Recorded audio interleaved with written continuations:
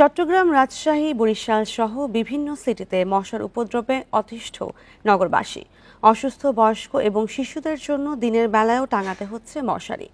City কর্পোরেশনের উদাসীনতা ও মশা নিধন কার্যক্রমে স্থবিরতাকে দুষছেন স্থানীয়রা। বর্ষা মৌসুমে ডেঙ্গুর প্রকোপ বেড়ে যাওয়ায় আশঙ্কা তাদের। মশা নিধনে দ্রুত ব্যবস্থা নেওয়ার দাবি এসব জেলার বাসিন্দাদের। চট্টগ্রাম নগরীর চায়ের দোকান, রাস্তাঘাট, আবাসিক এলাকায় সন্ধ্যার পর মশার উৎপাতে অতিষ্ঠ লোকজন। কয়েল জ্বালিয়েও মিলছে না নিস্তার। স্থানীয়দের অভিযোগ, সিটি কর্পোরেশনের পক্ষ থেকে পর্যাপ্ত ওষুধ ছিটানো হচ্ছে না। আর যতক্ষণ প্রতিদিন মশার কল জ্বালাইতে হয়, না জ্বালাইলে ওই দিন আর থাকা যাবে না ঘরে। এদিকে মশা নিধনে আলাদা সেল গঠনের পাশাপাশি জনসচেতনতায় জোর দিচ্ছে নগর কর্তৃপক্ষ। শিগগিরই বড় পরিকল্পনার আশ্বাস মেয়রের। ওয়ার্ডে গিয়েও লিফলেট বিতরণ করছি গণসচেতনতা বৃদ্ধির জন্য, এবং আমরা অলরেডি একটা ডেঙ্গু ম্যানেজমেন্ট সেন্টার আমি করে দিয়েছি, আপনি জানেন, যেখানে NS1 অ্যান্টিজেন বিনামূল্যে আমরা সেটা টেস্টটা করে দিচ্ছি এবং 10টি বেড আমরা সেখানে রেখেছি। ক্লিন সিটি খ্যাত রাজশাহীতেও মশার উপদ্রব কমছে না। 30টি ওয়ার্ডের অধিকাংশ কাউন্সিলর আত্মগোপনে থাকায় মশা নিধন কার্যক্রম স্থবির। এছাড়া নগর কর্তৃপক্ষের উদাসীনতাকে দায় দিচ্ছেন স্থানীয়রা। তবে বরাদ্দের অভাবে ধীরগতি দাবি কর্মকর্তাদের। মশার উপদ্রব বেড়েছে এবং যে উপদ্রবের কারণে আমরা হয়তো ডেঙ্গু বা বিভিন্ন ধরনের রোগবালাইগুলি বাড়ছে। ছাত্রছাত্রীরা সন্ধ্যার পরে কোনো অবস্থায় পড়াশোনা করতে পারছে না। গতানুগতিক যে প্রাথমিক কাজ মশা লার্ভা নিধন, এটা কন্টিনিউ চলবে এবং আমরা আগামী 22-23 তারিখ থেকে এক সপ্তাহের জন্য, রোজার আগে এক সপ্তাহের জন্য আমরা একটা ফগার মেশিনের কার্যক্রম পরিচালনা করব। বরিশালে দিনের বেলায়ও মশারি ছাড়া ঘুমানোর উপায় নেই। আবর্জনা ও ময়লা নিষ্কাশন কার্যক্রমে স্থবিরতা আর পর্যাপ্ত ওষুধ না ছিটানোয় বাড়ছে মশার উপদ্রব তো চলতেছেই, এবং সেই রকমের কিন্তু সিটি কর্পোরেশন কোনো ব্যবস্থা নিচ্ছে না। যারা স্টাফ আছে, ঝাড়ুদার আছে, তাদেরকে আমি প্রতিনিয়ত লাগিয়ে রাখছি এবং আমরা খোঁজ রাখছি কোথায় কোন সমস্যা হয়। যদি কোথাও কোনো সমস্যা, তখন আমাদের যে বর্জ্য ব্যবস্থাপনার কর্মকর্তা তাকে আমি ধরি, সাথে সাথে সে অ্যাকশন নিচ্ছে আর কি। গেল বছর বরিশালে ডেঙ্গুতে আক্রান্ত হন ২৫০০ মানুষ। এই বছর ১.৫ মাসেই আক্রান্ত ৪৪ জন।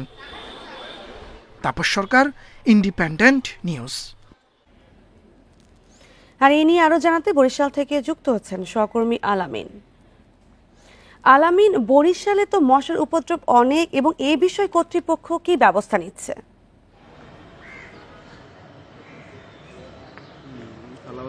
জি, আসলে মশার উপদ্রব এতটাই বেশি যে আসলে মানুষের কিন্তু এখন মানে তারা কিন্তু আসলে এটা সহ্য করার মতো না, যে দিনের বেলা কি রাতের বেলা সবসময় আসলে মশার যন্ত্রণায় থাকতে হচ্ছে মানুষকে, কয়েল জ্বালিয়ে থাকতে হয়।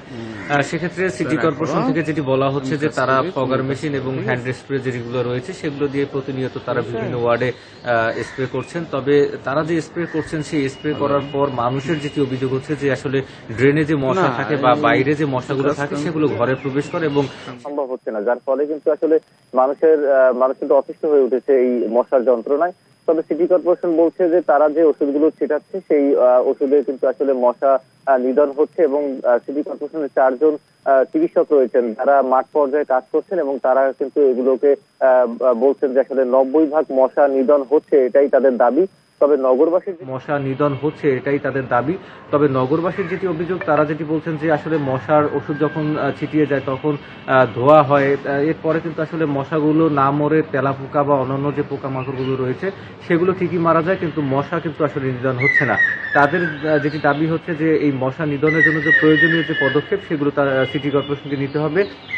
পাশাপাশি সিটি কর্পোরেশনের যে বিভিন্ন এলাকার যে আনাচে কানাচে যে রোডগুলো রয়েছে সেখানে কিন্তু আসলে ময়লার স্তূপ দিনের বেলাও থাকে, এটি নিয়ে কিন্তু নগরবাসীর একটি অভিযোগ রয়েছে। তারা যেটি বলছেন যে আসলে এই যে ড্রেনের যে ময়লা এবং খালের যে ময়লাগুলো রয়েছে সেগুলো যদি পরিষ্কার পরিচ্ছন্ন না করা হয় সেক্ষেত্রে কিন্তু আসলে মানুষ এই মশার উপদ্রব থেকে রেহাই পাবে না। তবে সিটি কর্পোরেশন কিন্তু মানুষকে সচেতন হওয়ার কথা বলছেন। তারা বলছেন যে অনেকেই বাসাবাড়ির আশেপাশে ময়লার স্তূপ করে রাখেন, যেগুলো সিটি কর্পোরেশনে দেওয়ার কথা সেগুলো দিচ্ছেন না। সময় মতো সিটি কর্পোরেশনে যখন ময়লা নিতে আসেন তখন সেখানে ফেলা হচ্ছে না, যার ফলে কিন্তু আসলে এই ভোগান্তি বাড়ছে। তবে এই ভোগান্তি নিরসনে সিটি কর্পোরেশনের পক্ষ থেকে ফগার মেশিন দিয়ে মশা নিধনের কার্যক্রম চালানো হচ্ছে এবং হ্যান্ড স্প্রে দিয়ে মশার স্প্রে করা হচ্ছে এই বরিশাল সিটি কর্পোরেশনের 30টি ওয়ার্ডে। তো এই ছিল আমার কাছে বরিশাল থেকে।